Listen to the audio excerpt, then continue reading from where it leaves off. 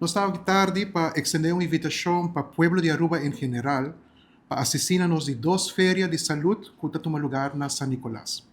Maneira a passar e viaja aqui, viaje mais, nós há a cooperação de parte do Colégio San Agustín e maneira Jeffrey Kelly e seu time para nós de Aruba Lions Club por fazer uso de na escola para nós por brindar o serviço de chequeo médico mais cerca de nós na San Nicolás e essa que lo dá completamente grátis.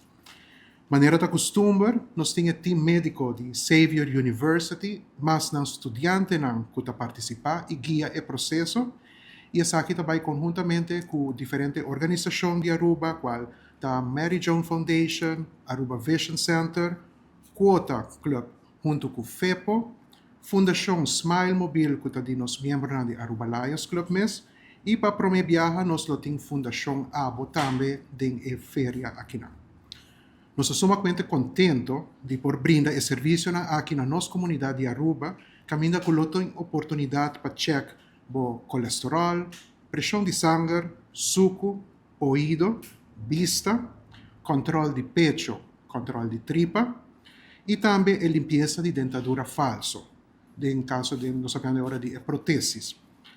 Aruba Lions Club está extendendo uma invitação na Unitour para apresentar no mês de Sabra Award, dia 23 de maio, no Colégio San Agustín, entre 8 horas e 10 horas de meio-dia. Bonoti Mester de fazer uma cita e tour check-up está completamente grátis.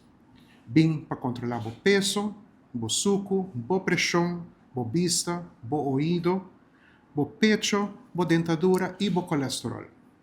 Em nome de Aruba Lions Club e turnos grupo que está participando junto conosco, nós agradecemos e espera de portar para você na tour de Sabra Award.